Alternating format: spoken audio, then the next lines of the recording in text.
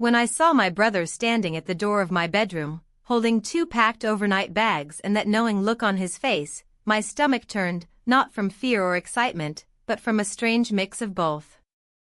I hadn't seen my ex-husband in years, and now, out of nowhere, I was being gifted a weekend with him, alone, in the place where everything had once begun. The old family-owned hotel was abandoned now, but that didn't stop my brother from reopening its doors for one more reunion. I hesitated. "It's just a place," he said, "and it's just closure." But deep down I knew it wasn't. His insistence was too deliberate. The way he avoided my eyes when he spoke, how he gripped my wrist when I tried to say no.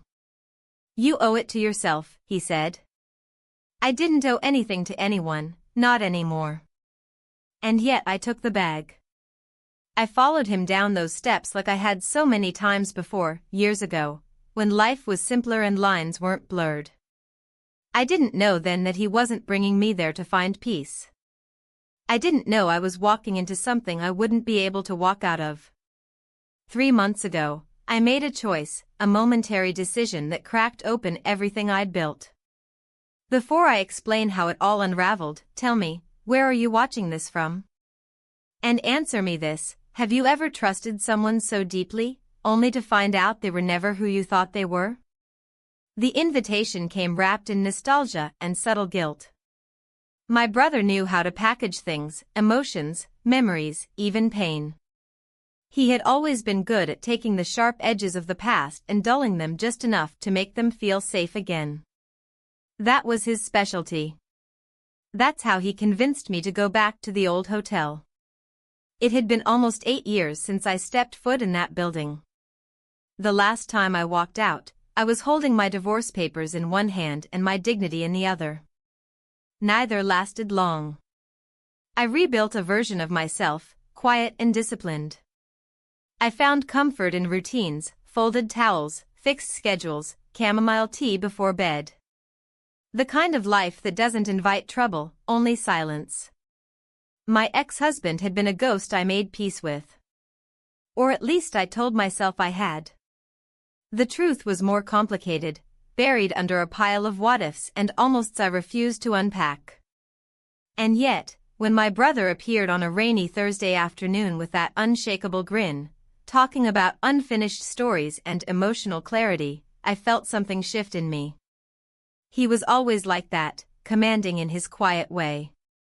Not forceful, not exactly, but persuasive in a manner that made resistance feel silly.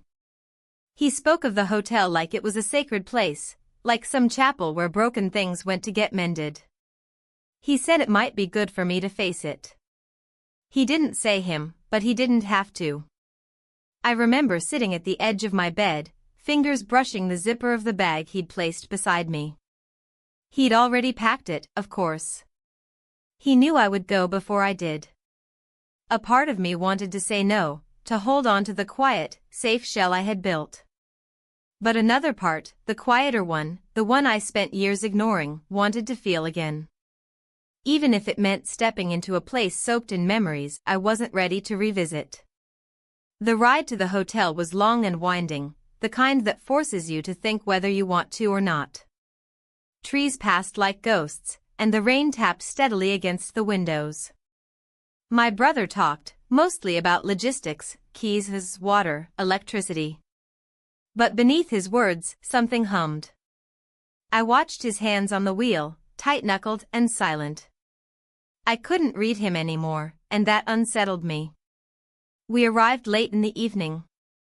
The hotel stood like a relic from a time I'd spent years trying to forget. Its once white paint had peeled into pale strips, and vines coiled around the porch rails like hands reaching back in. But the windows were lit, warm and inviting, and for a moment I let myself believe that maybe this wasn't a mistake. Inside, the scent hit me first, aged wood, dust, and something faintly sweet like old perfume trapped in the air. My heels clicked against the floorboards as we walked through the lobby. My brother's steps were deliberate, like he was guiding me through a museum of my own life. "The power works," he said casually. I cleaned up the main suite upstairs. "Yours." I turned to him. And him? He didn't flinch. He'll be here tomorrow morning. That was it. No further explanation. He handed me the key, heavy and cold, and left without another word. I stood in the middle of the hallway for a long time after the front door shut behind him. The silence pressed in. I wasn't sure what I was feeling, nervousness, maybe, or dread, or something less definable. The room upstairs was familiar. The wallpaper, though faded, still bore the same floral pattern. The bed, the curtains, even the small crack in the ceiling above the headboard, they were exactly as I remembered. I unpacked slowly, not because I needed to, but because I wanted to delay the moment I'd have to sit down and think. I touched the mirror that once reflected younger versions of us, back when we believed time was something we owned. The reflection now showed someone else. Older, wearier, but still recognizable. At least to me. That night, I couldn't sleep. I lay in the bed, eyes fixed on the ceiling crack. My body was still, but my mind moved like a tide, rolling in questions and half-formed regrets. What did I expect to come out of this? Closure? Redemption? I wasn't sure anymore. The sound of floorboards creaking pulled me from the drift of thought. I sat up. For a second, I imagined it might be him, arriving earlier than planned. But the steps didn't climb to my door. They faded into another hallway. I reminded myself I was alone here. Morning came slowly, light trickling through the curtains like it was hesitant, too. I dressed deliberately, chose a sweater that used to be his favorite color, not for him, but for the ghost of who I was when I wore it last. At breakfast, I found a note on the dining table. He's here. He's walking up the path now. Asterisk asterisk. My brother's handwriting. Precise. Measured. Like he planned every second of this moment. I looked out the window. And there he was. My ex-husband. Older. Slower. His shoulders not as proud, his walk not as certain. But something in his eyes hadn't changed. Recognition. Maybe even regret. I didn't move. I watched him climb the steps, watched his hand hover before he knocked. And when he did, 3 times, firm and familiar, I opened the door. He looked exactly how I remembered him and nothing like I remembered him all at once. Age had settled into the corners of his eyes and jaw, but there was still a presence in the way he stood on that threshold, as though part of him expected everything inside to be the same too. I opened the door without a word. He stepped in, brushing past me like a memory I wasn't ready for. We didn't speak at first. I led him into the main room with the tall windows, the same room where we used to dance without music. He looked around slowly, taking in the dust-softened furniture and faded light. There was something reverent about the way he moved through the space, as if every corner still held a version of us, younger and less careful. He sat down in one of the old chairs near the window, the one with the armrest scratched from years ago when he'd dropped his keys too hard. I noticed he still wore his wedding band. I didn't know if it was out of habit or sentiment. Mine had been tucked away for years, buried somewhere in a drawer I never opened. The silence between us stretched long enough to feel like its own kind of conversation. It wasn't uncomfortable, just heavy. A quiet acknowledgement that we were standing in the remnants of something we both had let go, in different ways, at different times. I moved around the room slowly, my hand trailing over the fireplace mantel, the books still stacked beside it, untouched. I caught myself watching him through the reflection in the glass, the way he leaned forward with his elbows on his knees, eyes scanning the grain of the wooden floor. Finally, I sat across from him. Our knees were almost touching, close enough that I felt the space between them like a thread. Still, we said nothing. I think we both knew that words would break whatever was holding the moment together. And yet, eventually, someone had to speak first. "I didn't think you'd come," I said, my voice quieter than I meant it to be. "I wasn't sure I should," he answered. That was all it took. A crack in the dam. Words slowly began to filter in between the glances and half-held breath. We didn't talk about the divorce. Not yet. We started with surface things, the drive here, how the hotel had held up, how the air still smelled of pine and damp stone. But the more we talked, the more the air shifted. I noticed how he kept looking at my hands, how I kept avoiding his eyes. We moved to the porch as the sun dipped low behind the trees. The wooden boards creaked beneath our feet like old friends greeting us again. I wrapped my cardigan tighter around me, the evening air sinking deeper into my skin. He leaned against the railing, looking out at the woods like he was waiting for something to emerge. "It's strange being back," I said. He nodded. "Feels like time never moved here." But it had. It had moved ruthlessly. It had carved its way through both of us, leaving lines and regrets behind. Still, there was something oddly comforting in the way he stood beside me. Not romantic. Not yet. Just familiar. Like muscle memory. We watched the trees sway in the fading light, and I thought about the first time we stayed in this place. The way we had painted one of the rooms ourselves, laughing with our hands covered in blue. I wondered if that paint still clung to the walls underneath all the layers of dust and forgetting.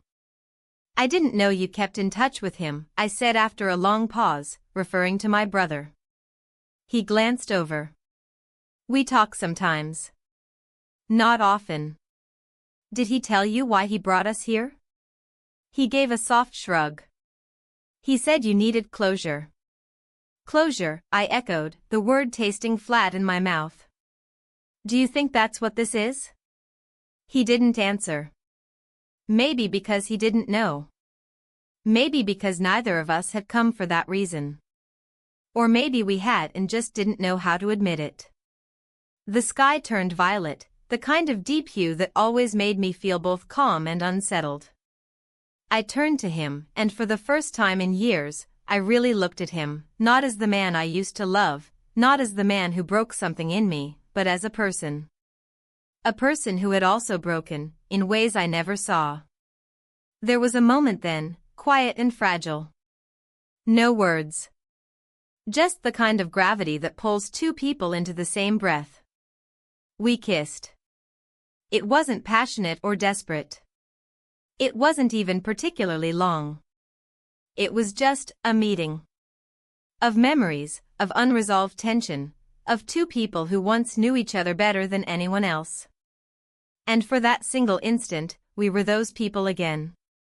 When we pulled apart, we didn't speak. We just stood there, breathing the same air, pretending we didn't feel the weight of what had just happened. Afterward, we returned inside. The quiet resumed its place between us. I made tea, something to fill the space with sound and warmth. He watched me from across the room, hands tucked into the pockets of his jacket, eyes tracing the edges of the counter I leaned against. We sipped in silence. I didn't ask him why he kissed me. He didn't ask if he should have. There was no need. The answer lived in the space between our mugs and in the steam that curled between us. Eventually, he stood. "I'm going to turn in," he said. I nodded, not trusting my voice. He hesitated, then walked toward the stairs. I listened to the sound of his footsteps fade. When I heard the door to the guest room click shut, I exhaled for the first time in what felt like hours. I sat alone in the kitchen long after the tea had gone cold, staring at the chipped tile and wondering if I'd made a mistake. Or if maybe, for once, I'd done something I needed to do. I didn't go upstairs for a long time. When I finally did, the hallway seemed narrower, the lights dimmer. I passed his door without stopping. In my room, I changed slowly, my mind still replaying every glance, every silence. I lay down in the bed that felt too large and too small at once. Outside, the wind moved through the trees like whispers. I closed my eyes and tried to forget how his lips had felt. But memory, I've learned, doesn't work like that. The next morning began before the light had fully reached the windows. I lay awake in bed, staring at the ceiling, listening to the distant groaning of the old pipes and the restless chirp of early birds outside. My body felt heavy, as if sleep had only deepened the weight of everything I'd carried into this place. I didn't feel rested. I felt exposed, as though that kiss, brief and quiet as it had been, had cracked something inside me that I wasn't ready to examine. I got up slowly, pulling a sweater over my shoulders before walking barefoot into the hallway. The floor was cold, the air in the hallway even colder. There was no sound coming from his room.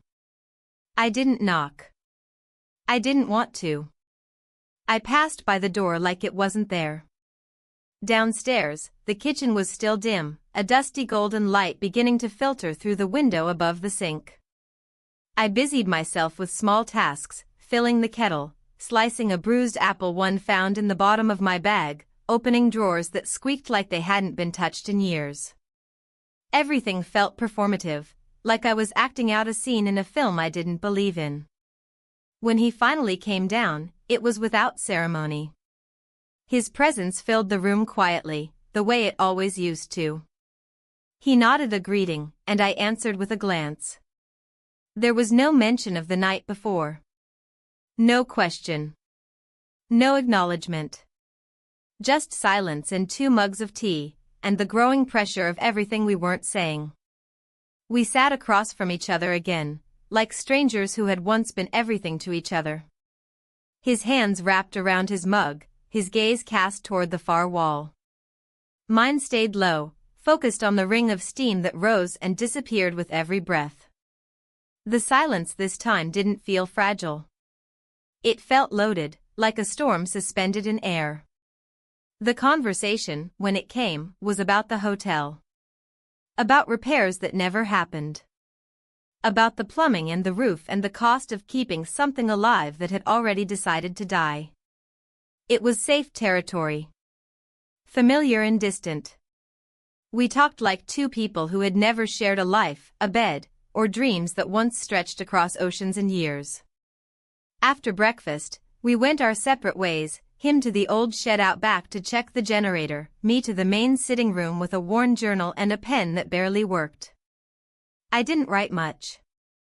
My hand hovered over the page more than it touched it. Words failed me. Or maybe I failed them. The hours passed slowly. Rain returned in soft bursts, tapping against the windows like an impatient thought I couldn't push away. I wandered through the halls, touching old frames that held photographs long since removed. The memories were still there, though. I could almost see them. Us, younger and softer, sprawled across the floor with paint cans and ambition. Laughing until our ribs hurt. Crying once, too. That day we learned my father had passed and we hadn't been there. The hotel had witnessed it all. By mid-afternoon, my brother arrived. I heard his truck long before I saw it, the familiar rumble approaching up the gravel path. I was standing by the window when he stepped out. He looked different somehow, tense, maybe, or simply more aware of the stakes he had created. He didn't knock. He never knocked. He came inside with the ease of someone who had always belonged in every room, every conversation. His presence filled the space immediately, shifting the balance of everything. "You both alive?" he asked with a small smirk that didn't reach his eyes. I offered him a tight smile, the kind that means nothing. My ex-husband came in from the back just as my brother was shaking off the rain. Their eyes met, and in that brief glance, something passed between them. It was subtle, but I caught it. A flicker of tension, or understanding, or both. We settled into the living room, each of us occupying our own separate corner, as if we had agreed without speaking not to crowd each other. My brother talked, he always did. About the weather, about a road that had washed out farther down the mountain, about a local store that was closing. It was small talk, but his voice carried weight. He was steering the room, keeping the energy contained. At one point, he turned to me and asked how I'd slept. I lied. He didn't press. He never did. But his eyes lingered too long, like he was looking for something he didn't want to find. Later, after he went upstairs to check the water heater, I walked out onto the back porch. The rain had stopped, but the air still held its memory. The wooden boards beneath my feet were slick. I gripped the railing, steadying myself, though I wasn't sure why. Behind me, I heard footsteps. I didn't turn. He brought us here for a reason, my ex-husband said quietly. I know, I replied. He moved to stand beside me. We didn't touch. We didn't look at each other. But the closeness of him was enough to make my heart beat just a little harder in my chest. I think he thinks we need fixing, he continued. Maybe he thinks he does, I said. We stood in silence after that. The kind of silence that says more than words ever could. I wondered if my brother had hoped we'd find our way back to each other. Or if, perhaps, he simply wanted to stir something that had long gone quiet. That night, the three of us had dinner together. We cooked in silence, moved around each other like dancers who had forgotten the steps. There were moments when I caught my brother watching me too closely, moments when I caught myself watching him in return. Not with affection. With curiosity. As though I was trying to figure out what, exactly, he was doing. We ate in near silence. The only sounds were the scrape of forks and the low hum of the refrigerator. The air was thick with unspoken things. I felt every second of it settle deep into my chest. Afterward, I went to my room early. I needed distance, space to think. I sat on the edge of the bed, my hands in my lap, staring at nothing. Eventually, I heard a knock at the door. Soft. 2 short taps. Not his. I didn't move. I waited.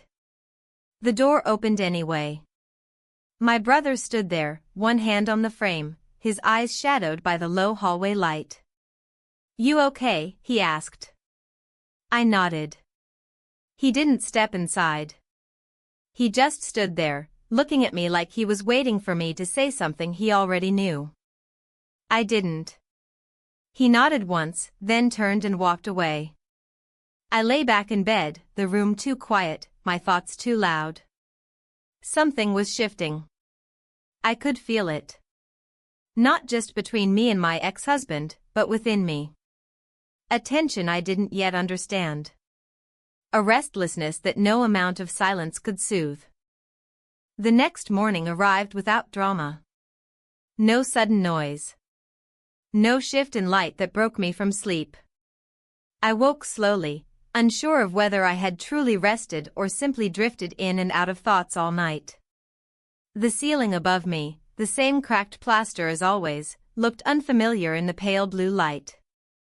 I lay still for several minutes, listening to the muffled rhythm of the house around me, the distant creak of a stair, the gentle click of pipes coming to life. I felt neither calm nor anxious. Just suspended. The events of the previous day hadn't crystallized in my mind yet.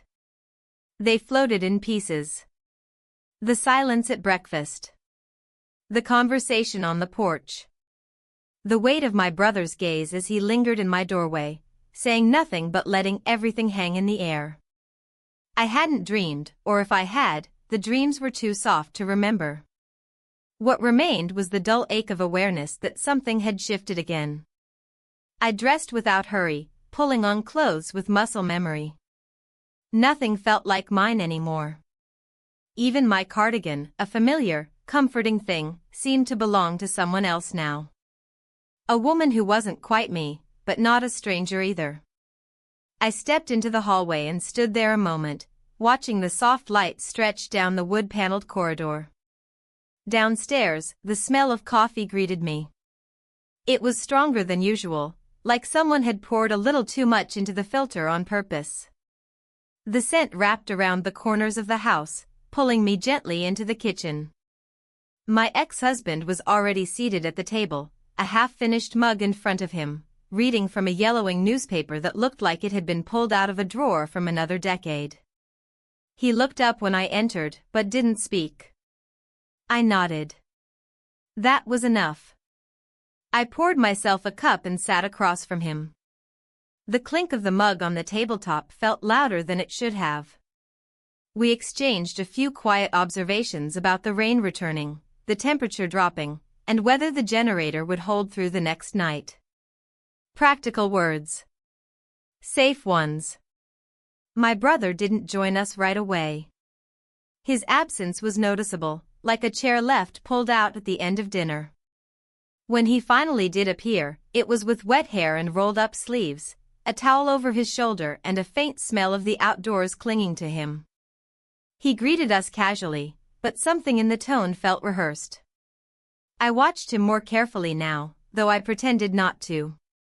I tracked the way he moved around the kitchen, how he avoided meeting my eyes for too long, how he spoke to my ex-husband with an easy familiarity that bordered on calculated.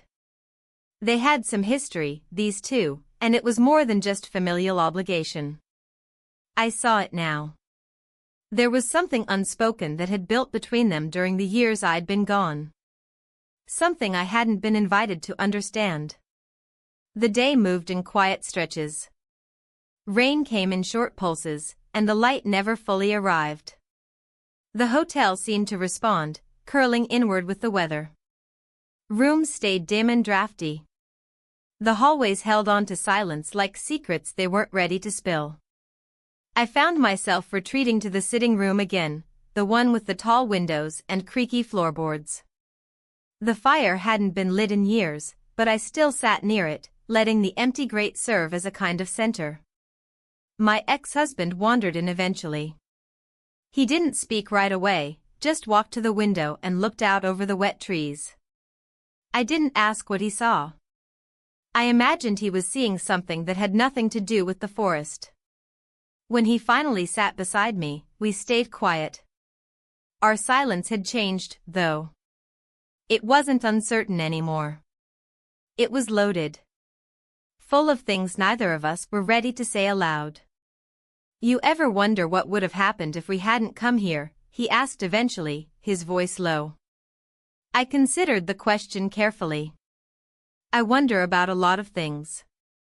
He nodded slowly, as if he already knew that would be my answer. The rest of the afternoon passed without anything remarkable happening. And yet, I felt it again, that hum under my skin. That quiet pressure of something building. Not just between me and him. Between me and this place. Between me and my brother. In the late evening, I walked the grounds alone. The air was thick with mist, and the gravel crunched beneath my shoes in a rhythm that matched my heartbeat. I didn't have a destination. I just moved, letting my legs carry me where my mind didn't want to go. I found myself standing near the shed. The old one with the warped door and leaning walls. I remembered painting it once, a lifetime ago, before it had become too brittle to bother with. Inside, I could hear faint movement, tools shifting, or maybe just wind rattling forgotten shelves. I didn't go in. Instead, I turned back toward the hotel. Lights glowed faintly from two of the upstairs windows. Mine and his. The third was dark. My brother's room. I knew he wasn't asleep. He never was this early. Inside, I passed the dining room, then paused. On the table was a stack of old photo albums. Not ones I had seen in years. Not the curated ones with holidays and posed smiles. These were the forgotten ones. The raw ones. I sat down slowly, pulled the top one open, and stared. There we were. Younger. Unaware. A moment frozen, the three of us sitting on the porch steps, arms loosely around each other, laughing at something now lost to time. My hair was longer. His eyes were softer. My brother looked more relaxed, like the weight he carried now hadn't yet settled on him. I flipped through more pages. Unfiltered moments. Cooking disasters. Midnight walks. A blurry photo of me standing barefoot in the rain, my arms raised in defiance or joy, I couldn't remember which. And then one I had never seen.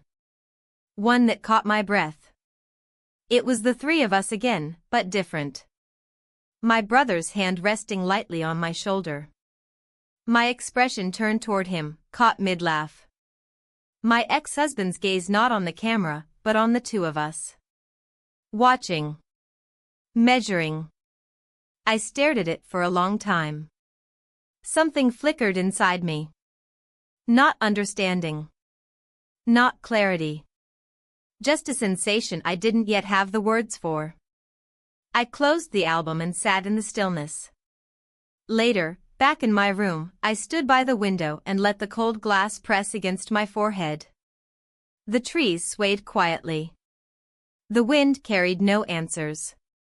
When I turned around, my brother was standing in the doorway again. No knock. No announcement. Just presence. You shouldn't leave those albums out, I said. I left them for you, he replied simply. There was no more to say. He turned and walked away. And I was left with the feeling that something had already begun, something I hadn't agreed to, but had become part of nonetheless. The rain had stopped by morning, but the ground outside was still soaked and heavy, like it had swallowed too many secrets overnight. I woke with the uneasy feeling that I had been watched, though I knew it was only in my head. My brother's presence in the doorway last night lingered like a shadow across my thoughts, and the photo I had seen, the one that captured something I couldn't quite define, still unsettled me. I wasn't sure what disturbed me more, the way I'd looked at him in that frozen moment, or the way my ex-husband had looked at both of us. I got dressed slowly, as if every movement needed to be thought through. My clothes felt different on my skin, less like armor and more like a language I didn't want to speak. I caught my reflection in the mirror, my hair falling loosely, a few lines around my eyes sharper in the early light, and I wasn't sure who I was preparing to face, my brother, my ex-husband, or myself. When I went downstairs, they were both already in the kitchen. My brother leaned against the counter with a cup of coffee, his arms crossed, casual in posture but sharp in the way his eyes followed everything. My ex-husband sat at the table, reading something on his phone, though I could tell he wasn't really paying attention. I greeted them both with a simple nod. The tension between the three of us was unspoken but present, like a third voice in the room no one acknowledged. We had breakfast together, eggs, toast, coffee. The meal felt mechanical, the kind where you chew just to keep from saying something you shouldn't. My brother kept looking at me when he thought I wasn't noticing, and every time his gaze brushed mine, something inside me stirred. Not desire exactly, but something unsettlingly close. Something I didn't want to name. After breakfast, my ex-husband suggested we take a walk around the property. I agreed, partly to escape the heaviness of the kitchen and partly to breathe air that wasn't thick with everything left unsaid. My brother stayed behind, saying he had things to check in the attic. His tone was calm, but I felt his eyes on my back as we left. The walk was quiet at first. The path behind the hotel was muddy, and we had to step carefully around puddles.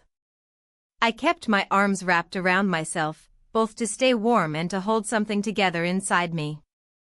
He glanced at me once or twice but didn't speak, which I appreciated. Words felt too heavy for the morning.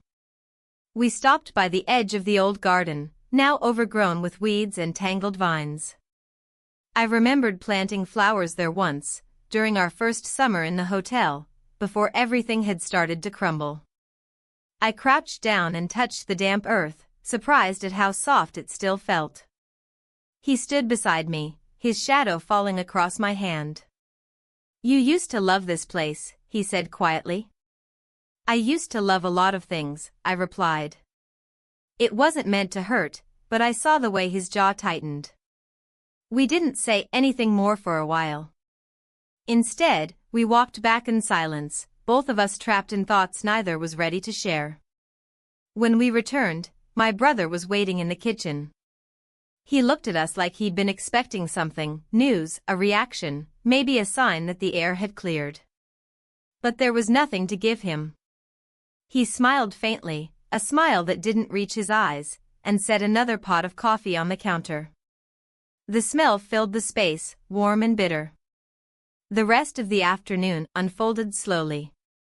My ex-husband disappeared into one of the old storage rooms, sorting through boxes of things we had left behind years ago. I stayed in the kitchen, cleaning surfaces that didn't really need cleaning, anything to keep my hands busy. My brother hovered nearby, sometimes saying nothing at all, sometimes commenting on small things, the weather, the state of the hotel, whether I planned to stay another night. His voice was calm, but every word felt like it had another layer underneath, something I couldn't quite catch. By late afternoon, the rain started again, soft but steady. The sound against the windows was oddly soothing, a rhythm that filled the quiet moments when I didn't know what to do with myself. My brother suggested we all have dinner together later, something simple. I agreed, though I wasn't hungry. When evening came, we gathered in the kitchen again. He had cooked a stew that smelled of rosemary and garlic, the kind of smell that made the house feel less empty. We ate in relative silence, the only real conversation coming from a few practical exchanges about food and dishes. Afterward, I stayed behind to wash up, while the two of them went to check the generator out back. By the time they returned, it was dark. The house felt smaller at night, the walls closer, the air heavier. I went to the sitting room and lit a few candles, their glow casting soft shadows across the worn furniture. My brother joined me after a while, leaning against the doorframe. We didn't speak at first. He just watched me, his expression unreadable. Then, without warning, he crossed the room. We kissed. It was sudden, without build-up, but not entirely unexpected. The tension that had been simmering all day found its way out in that single moment. It wasn't long, and it wasn't gentle, but it wasn't harsh either. It was something else entirely, an answer to a question I hadn't dared ask. When it ended, he stepped back, his face unreadable, his breath slow. Neither of us spoke. The silence was sharper now, charged with something we both pretended not to feel. I sat back down, my heart unsteady, my mind unwilling to make sense of what had just happened. Later, alone in my room, I couldn't sleep. I stared at the ceiling, tracing the crack with my eyes, feeling the weight of the moment pressing into me. I thought of my ex-husband in the next room. I thought of my brother's eyes as he pulled away. I thought of myself, caught between things I didn't understand and feelings I didn't want to face. The rain outside grew heavier, drowning out the creaks of the house. I closed my eyes and tried to push everything away, but the memory of that kiss lingered like a pulse under my skin. The morning after the kiss did not come with clarity, only a deeper sense of unease. I awoke with a heaviness that seemed to stretch into my limbs, as though I'd carried something through the night that I hadn't wanted to bring with me. The room was dim, with pale light filtering through curtains that hadn't been drawn fully shut. I stayed in bed longer than usual, not out of tiredness, but because I wasn't ready to face whatever would greet me outside that door. I replayed the moment in my mind over and over. The way he crossed the room. The way we didn't speak. The way our lips met like an agreement had been made long before either of us dared to acknowledge it. But the silence afterward, that was the part that clung to me. It was as if the moment itself existed in a vacuum, untethered from anything before or after. And yet, it changed everything. Eventually, I forced myself to get up, dress, and step into the hallway. The house was quiet in that particular way that only old buildings manage, every creak of the floorboards sounding like a whisper. The air felt stiller than usual, like the walls themselves were holding their breath. I found my ex-husband in the sunroom, seated near the wide window with a book in his lap. He looked up when I entered, his face calm but unreadable. I offered him a faint smile, which he returned, and sat down across from him. Neither of us spoke. There was nothing urgent to say.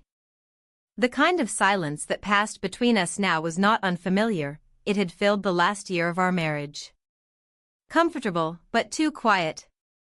Safe, but stagnant. After a while, he cleared his throat and made a soft remark about the storm passing overnight. I responded with something neutral. We spoke like two neighbors who respected each other but had little to share. Still, I noticed the way his eyes lingered on me a little longer than before. Maybe he felt something had shifted. Maybe he was waiting for me to acknowledge it. But I didn't. The morning passed in slow movements. I wandered through the house without purpose, touching surfaces I had cleaned the day before, pausing at corners I had already memorized. I found myself drawn to the dining room again, the photo albums still resting where I had left them. I opened the one from the bottom of the stack and flipped through it with a strange sense of detachment, like I was studying the life of someone I didn't know. Images blurred into each other, holidays, quiet dinners, everyday moments that once felt endless. And then I found another photo of the three of us. Not posed. Not planned. My brother standing slightly behind me, his hand resting on my shoulder, the angle too casual to be innocent. My ex-husband off to the side, half turned away. I stared at it longer than I meant to, the room dimming around me as my thoughts spiraled.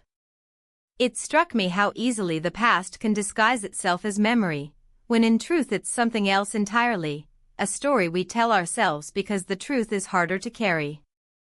When I looked up, I found my brother standing in the doorway. He said nothing, but I knew he had seen what I was looking at. His eyes didn't move from mine. The weight between us thickened in the silence. "I need air," I said quietly, rising from the table. I walked outside, the porch steps damp from the lingering rain. The trees in the distance swayed gently, their movement rhythmic and hypnotic. I sat on the edge of the porch, elbows on my knees, eyes fixed on nothing in particular. My thoughts raced, though my body remained still. Behind me, the door opened and closed. I didn't need to turn to know it was him. I felt him before I heard his footsteps. He sat beside me, just far enough that we didn't touch. I waited for him to speak, but he didn't. He rarely did first. He knew how to hold silence until it became something you had to fill. "What do you want from me?" I asked eventually, my voice barely above a whisper. He didn't answer right away. When he did, his tone was even. "I don't know." We sat there for a long time, letting the truth hang between us. It didn't matter what he wanted. What mattered was that we had already crossed something. A boundary that couldn't be undone. And now we were on the other side of it, unsure of where it led. Later, I returned to the kitchen and found my ex-husband pouring himself a glass of water. He looked up when I entered, his expression soft but watchful. "You've been quiet," he said, not accusing, just observing. "There's a lot on my mind." He nodded. "Anything you want to talk about?" I shook my head. "Not yet." He accepted that. He always had. Part of me resented him for it now, for being so accommodating, for never pushing me to say what I didn't want to say. I wondered what it would feel like if he did. If he demanded something real from me. But he never did. That night, the three of us had dinner again. This time the conversation felt more forced.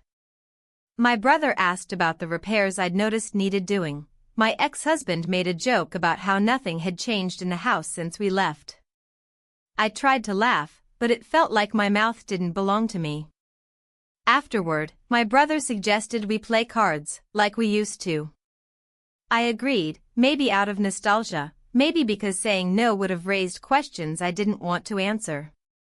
We played at the kitchen table, the deck worn from years of use. The rhythm of the game was familiar, almost comforting. But beneath the surface, I could feel every glance, every pause, every unspoken word gathering like static. At one point, he reached across to deal and his hand brushed mine. It was brief. Accidental, maybe. But it jolted me in a way that made me flinch. My ex-husband noticed. His eyes flicked between us, narrowing just slightly. I excused myself not long after that. My hands trembled slightly as I climbed the stairs. In my room, I closed the door and leaned against it, breath shallow. The air felt thick, my chest tight. I sat on the bed and stared at the floor. Something was unraveling. Not just between us, but inside me. I had built my life on certain rules, certain lines. And now I had stepped beyond one of them. The part that scared me most wasn't what might happen next, it was that I didn't regret it. Not yet. Sleep did not come easily that night. I lay in bed, listening to the creaks of the house, to the wind outside, to my own heartbeat loud in my ears. And in the stillness, I realized I wasn't afraid of what I had done. I was afraid of what I might still do. The day began with a strange kind of stillness, the kind that felt like it was waiting for something. The rain had finally cleared overnight, and the morning sun cast soft light across the porch, catching on the dew-covered railings and spiderwebs that hung like lace between the slats. I stood at the window of my room for a long time, watching the quiet world outside. It felt like the kind of morning where anything could happen, or nothing at all. I didn't know which would be worse. Downstairs, I found the kitchen already warm with the smell of coffee and toasted bread. My brother stood by the counter, his back to me, humming something under his breath. He was dressed differently that morning, cleaner shirt, sleeves rolled just once, hair still damp from a recent shower. He looked put together in a way that felt deliberate, like he was preparing for something more than just a quiet morning in a forgotten hotel. He turned when he heard my footsteps, offering a calm, almost neutral smile. There was no trace on his face of the moment we'd shared 2 nights before. No signal, no expectation. Just the same ease he always carried, that mask of collected calm that he wore so well. I returned the smile out of habit, then looked away. My ex-husband joined us a few minutes later. His mood was harder to read. He said good morning and poured himself a cup of coffee, then leaned against the doorway and watched us. It occurred to me, standing there between the two of them, how strange this all was. How unnatural it felt to share a space with them like this again. There was a triangle forming, silent and loaded, and I was at the center of it without knowing how I got there. We ate breakfast together in the dining room, a quiet affair with only the occasional clink of forks and spoons. My brother kept the conversation light, asking about the drive, commenting on the state of the roads, wondering aloud whether the rain had caused any damage to the back shed. My ex-husband offered short replies, but I noticed how often he glanced in my direction, even when I wasn't speaking. After the plates were cleared, my brother suggested we take a trip into town. Said we needed a few things, more coffee, maybe some fresh vegetables if the market was open. I hesitated, unsure whether I wanted to leave the hotel. But he was already gathering keys and pulling on his jacket. "Come with me," he said simply. I didn't answer right away, but eventually I nodded. We didn't speak much on the drive. The road twisted through the forest, still slick in places from the storm. I stared out the window, watching trees pass like ghosts. My brother kept his eyes on the road, one hand on the wheel, the other resting lightly on the gearshift. The silence between us was different now. It wasn't avoidance or politeness, it was tension. We both knew it. The town was as small and unchanged as ever. We picked up what we needed quickly, vegetables from a roadside stand, a few pantry items from the only grocery store still open this season. On the way back, he stopped at a lookout point, the kind that overlooked the hills and the small river that snaked through them. He pulled over without a word, cut the engine, and sat in silence. I didn't ask why. I knew. We stepped out and stood side by side, the wind tugging gently at our clothes. The air was fresh, but not cold. I folded my arms, not because I was chilly, but because I needed something to hold. He looked out over the valley, not speaking. After a long pause, he finally said, "You used to come here when you were upset." I nodded, eyes still fixed on the view. I did. I never asked why. I wouldn't have known how to answer. There was another long silence. Then he turned to me, his expression calm, but his voice quieter. "Do you regret coming here?" I considered the question. Not just the words, but everything beneath them. Did I regret letting myself get pulled into this strange reunion? Did I regret the kiss? The distance that had formed between me and the person I thought I was? No, I said. He didn't look surprised. On the drive back, the silence softened. Not comfortable, exactly, but less sharp. When we pulled into the driveway, my ex-husband was sitting on the porch steps, sipping from a mug and watching the trees sway. He stood when he saw us, offering a wave that my brother returned with a nod. We spent the afternoon working. The three of us, each in our own task. My ex-husband cleaned out the fireplace in the main room. My brother replaced a broken hinge on the back door. I sorted through a trunk of old linens, folding them into piles and shaking out the scent of age and damp. The house felt more alive that day. As though it had noticed us caring for it, tending to the spaces it had held closed for so long. The floors no longer creaked in protest, the windows opened with less resistance. Even the light felt warmer. That night, we cooked together.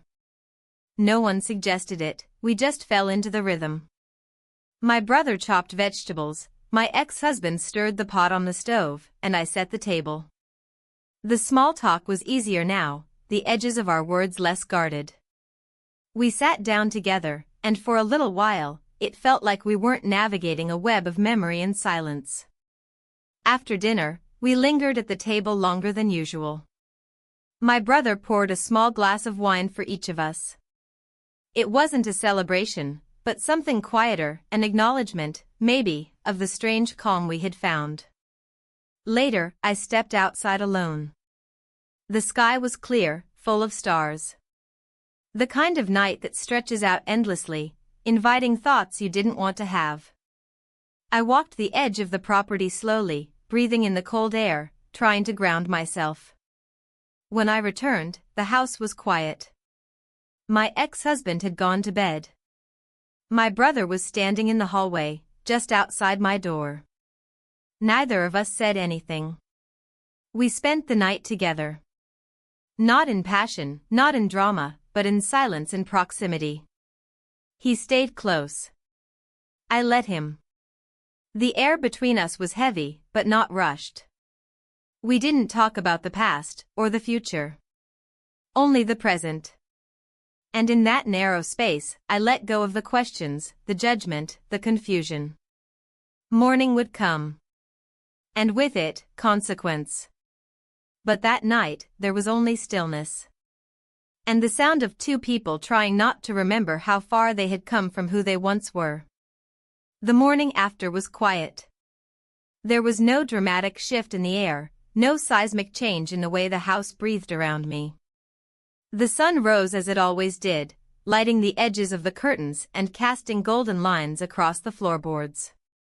I woke to the sound of birds in the trees and the creak of pipes warming somewhere behind the walls. Everything felt strangely ordinary, and that, more than anything, unsettled me. He was already gone from the room when I opened my eyes. The space beside me was still warm, but his presence had slipped away like fog from a window. There was no note, no sound, just the faint scent of soap on the pillow. I lay still for a few minutes, not because I wanted to hold on to the moment, but because I didn't yet know how to move beyond it. When I finally got up, I moved slowly, each motion deliberate, careful. I washed my face, tied my hair back, and dressed in soft, neutral colors that didn't announce anything. I wanted to blend into the day, to walk through it without being seen. Downstairs, the house was already awake. I could hear the clink of a spoon against ceramic, the distant murmur of a chair being pulled back. They were both there, my brother and my ex-husband, sharing the same air, the same space, and now, the same unspoken question. I walked into the kitchen, and they looked up at the same time. There was no tension on their faces, but something had shifted. My ex-husband offered me a quiet good morning, and I returned it with a nod. My brother didn't speak at all. He handed me a mug of coffee without meeting my eyes, and I accepted it without hesitation. We all sat at the table, the three of us, each carrying our own silence like luggage we weren't ready to unpack. Breakfast was a quiet affair, more ritual than necessity. The toast was slightly burnt, the eggs underseasoned, but none of us mentioned it. We chewed and swallowed and nodded, pretending that this was a normal morning in a normal house, with nothing under the surface but old memories and second chances. But I knew better. We all did. After the meal, we drifted into separate corners of the house. My ex-husband went outside to work on clearing branches from the path near the shed. My brother disappeared into the old office, supposedly to fix a broken drawer. I stayed in the sitting room, curling into the corner of the couch with a blanket and a book I didn't read. I stared out the window instead, watching the wind tug at the trees, listening to the distant rhythm of footsteps on gravel. My thoughts looped in circles. I didn't feel guilt in the way I had expected to. I felt disoriented, as if the ground beneath me had shifted slightly and I hadn't quite found my balance again. I didn't know what last night meant, or what would come next, and I was too tired to chase the answer. All I knew was that something had happened, and it couldn't be undone. In the late afternoon, the three of us ended up in the same room again, drawn together by habit, or gravity, or something less explainable. My brother was making tea. My ex-husband sat by the window, arms folded, watching the clouds. I stood near the bookshelf, pretending to browse titles I already knew by heart. "Storm might come in again tonight," my ex-husband said, not turning from the window. My brother nodded. "Wouldn't surprise me. Everything's been holding too much weight lately." The words weren't about the weather. We all knew it. But none of us pushed it further. Later, I found myself back in the photo albums. It had become a ritual, flipping through pages, examining old moments as if they held answers I couldn't find in the present. I looked for signs I might have missed. Expressions. Glances. Postures that told a different story. There were so many little details I had ignored the first time. In one photo, we were at a birthday dinner. I sat between them, laughing, my hand lightly resting on my brother's forearm as he poured wine. My ex-husband was mid-sentence, caught in profile. Nothing about the picture was scandalous, and yet the lines of intimacy were there, faint and sharp all at once. We had been a trio for so long, intertwined in ways that only now began to feel questionable. When I looked up, my brother was standing behind me. Again, without sound. He seemed to move that way now, as if the house had learned to let him pass through without announcing his presence. "You keep going back to those," he said, not as a question. "I don't know what I'm looking for." "Maybe you already found it." I closed the album without answering. He didn't press. That evening, I sat with my ex-husband on the back porch. The sun was low, casting long shadows across the ground. He spoke quietly about a job offer he'd turned down last year. Something in another state. A change he thought about but never acted on. I listened, grateful for the distance in the conversation. We were both circling our truths, but never landing on them. Eventually, he looked at me and said, "Are you happy here?" It was a dangerous question. Too open. Too honest. "I don't know what I am here," I said after a pause. He nodded, as if that was answer enough. We sat in silence until the stars came out. The air grew colder, and the night wrapped itself around the house like a blanket we hadn't asked for. I excused myself before it got too late, retreating to my room, the space that felt less and less like mine each day. In the hallway, I passed my brother. He was leaning against the wall, arms crossed, eyes unreadable. "You okay?" he asked. I didn't stop walking. "No," I said quietly, and kept going. I closed the door behind me, locked it, and leaned against the wood. The silence on the other side was immediate, pressing against me like a question I didn't know how to answer. In bed, I stared at the ceiling again. The same crack, the same shadows. Everything looked the same. But everything was different. Something had broken open inside me, and I wasn't sure what to do with the pieces. The morning didn't bring answers, only weight. I woke up not with clarity but with a deep awareness of everything that was unresolved.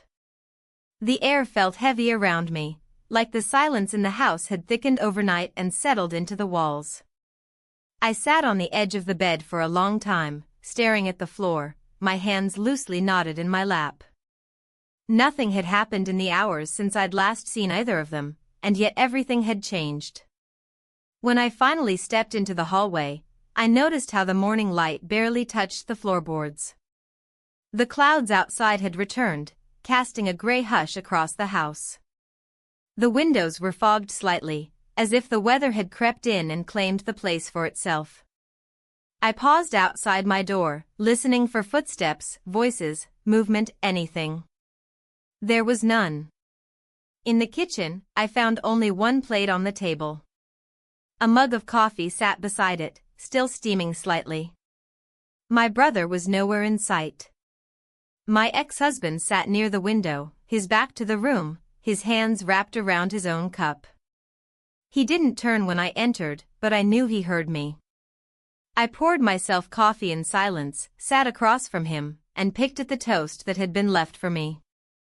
He finally looked up, his eyes tired but alert. There was something expectant in the way he studied my face, like he was waiting for a shift, a crack, an admission. I didn't give him one. We spoke briefly, politely, about the rain, the generator, whether the road down the hill would hold if the storm worsened. He asked if I wanted to leave the next day. I said I hadn't decided. The conversation passed like water over stone, cool, clean, without traction. After breakfast, I left the house alone. I needed movement. The air outside was brisk, the kind that wakes you up but doesn't clear your mind. I walked through the wet grass behind the hotel, boots sinking slightly into the earth. The woods stood silent, their trunks dark and damp, their branches swaying with quiet rhythm. I wandered deeper than usual, until I couldn't see the roof of the hotel behind me anymore. I sat on a fallen tree, pulling my coat tighter around me. The stillness here was different, less suffocating, more honest. The air didn't ask anything of me. It just existed. I thought about all the choices I'd made in the last few days. None of them felt impulsive, and yet none felt entirely deliberate either. It was like I'd been drifting towards something for years and only now realized I'd arrived. I didn't know what I was supposed to do next. I didn't even know what I wanted. I just knew I couldn't go back to who I was before I arrived. When I returned to the hotel, the house felt louder. The floor creaked beneath my steps, the wind knocked gently against the window panes. I found my brother in the sitting room, standing near the old record player. One of our parents' records spun quietly, its melody soft and scratchy, barely audible. He looked up when I entered, then turned back toward the window without a word. I didn't join him. I stood near the doorway, unsure of whether to speak. He finally broke the silence. "He knows," he said. There was no need to ask who. The weight of the words fell hard between us. I took a breath. "Did you tell him?" He turned to face me. "No. But he's not stupid." I didn't respond. The record turned slowly, the music looping in and out like a memory trying to resurface. My brother stepped closer, his expression unreadable. "This was never supposed to be like this," I said. "I know," he replied. We stood there for a long time, not speaking. There was nothing left to say that wouldn't ruin what was already fragile. Eventually, he stepped past me and left the room. I stayed behind, listening to the music as it faded into static. Later that afternoon, the three of us ended up in the kitchen again. No one planned it. We were just pulled back together, like debris drifting toward the same place after a flood. My ex-husband stood near the stove, stirring something he said was stew. My brother leaned against the counter, arms folded, watching the pot without really seeing it. I sat at the table, hands wrapped around an empty mug, unsure of how long I'd been there. Dinner was served quietly. We ate like strangers again, eyes lowered, spoons moving rhythmically through the silence. Every clink of a bowl, every scrape of a chair, seemed louder than it should have been. At one point, my ex-husband cleared his throat and asked a question about the plumbing. My brother answered. That was it. When the meal ended, I stood and began collecting plates without being asked. The motion was comforting, mechanical. I rinsed dishes under warm water, feeling the steam rise against my skin. I didn't turn around when I heard him step behind me. "She's not the same," my ex-husband said. I froze, unsure of whether he was speaking to me or to my brother. "I know," came the quiet reply. I didn't speak. I dried my hands and walked out. Upstairs, in my room, I sat on the edge of the bed, trying to slow my breathing.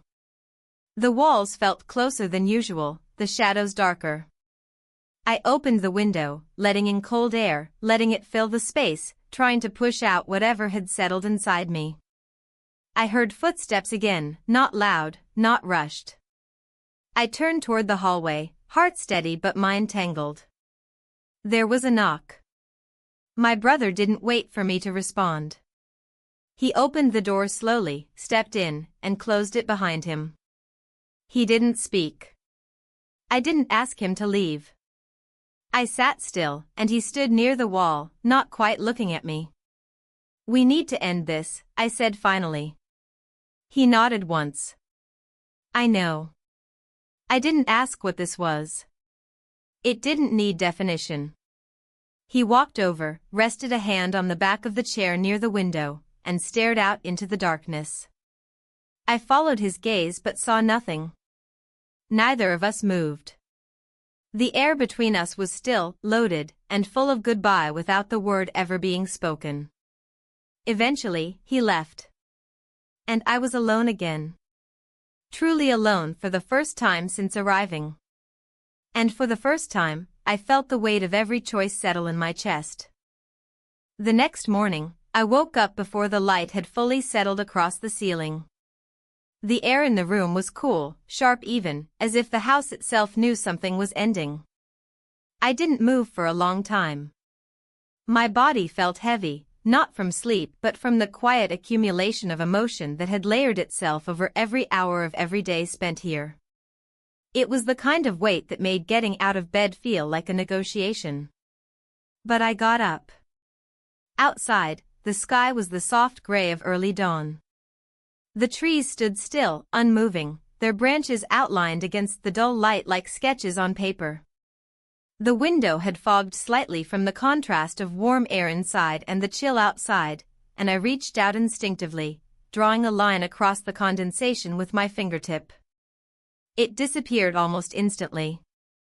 I dressed slowly, deliberately, choosing pieces that were easy to fold and pack.